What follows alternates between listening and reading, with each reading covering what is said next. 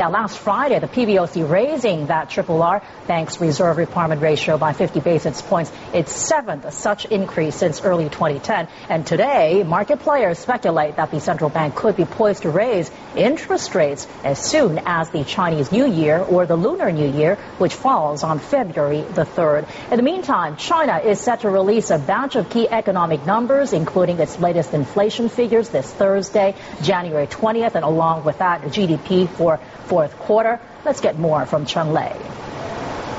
China's first tightening move in 2011 may set the tone for monetary policy in the first quarter, as officials remain worried about imported inflation and weather factors boosting first quarter inflation.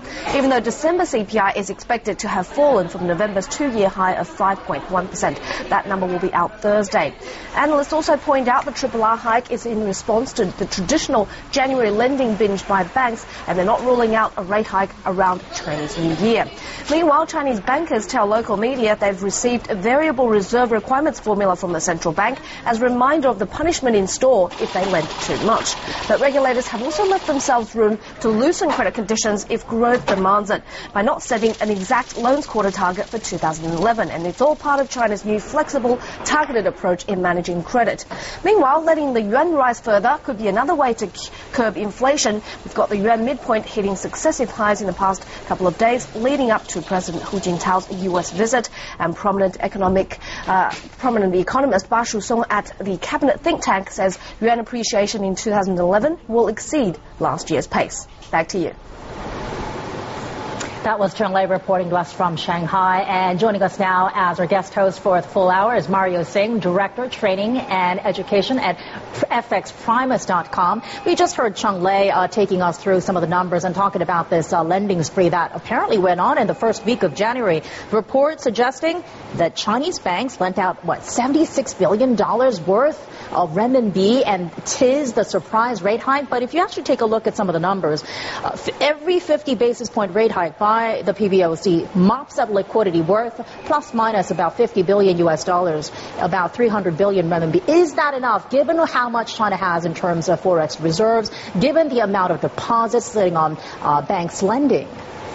Well, I don't really think it's enough. One of the main reasons why China did actually raise 50 basis points, it's obviously President Hu Jintao's meeting with President Obama sometime this week. And they've always been known to want to set the stage so as to deviate from the talks of increasing their exchange rates. So mopping up liquidity, I don't think it's enough. They've had huge numbers at 5.1%. I do see that coming this week. It's going to be something below 5, but in essence, it's still going to be a high number for inflation, somewhere about 4.7%. Then what is the right remedy here? A lot of speculation in the markets that an interest rate hike could come right before the Chinese New Year.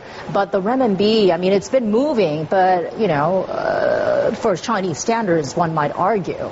Well, I absolutely wouldn't rule out a rate hike before Chinese New Year. That seems to be the stage. We all know how the Chinese authorities tend to move. Whenever there's a credit reserve ratio, whenever they start increasing, they don't normally stop there. So they could well surprise the markets. They did surprise the markets on Christmas Day itself. No one expected them to move on the 25th of December. They work on holidays and weekends. They do. So this could be setting the stage for what China might do in the next 1 month. In terms of the inflation figure that we're looking out for on Thursday, a lot of analysts pinning down a number somewhere around 4.6 or so. Certainly not as high as the 5+% we saw earlier last month. That said, inflation tends to peak around the festive times, and so this may not be the big thing that inflation could peak much later this year, even a few months down the road.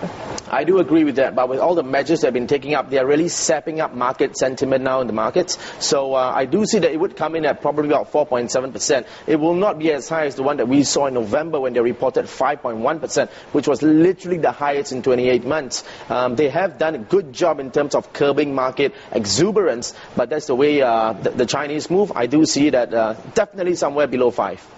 Mario, because they're using reserve requirements rather than interest, is that their preferred method, raising reserve requirements rather than interest rates? Does that mean interest rates will peak at a lower rate than the market assumes?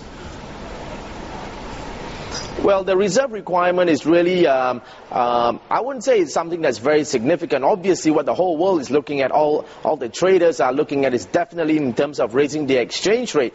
But that's how they'll be leading up towards it, I would guess, in terms of putting the final punch, so to speak.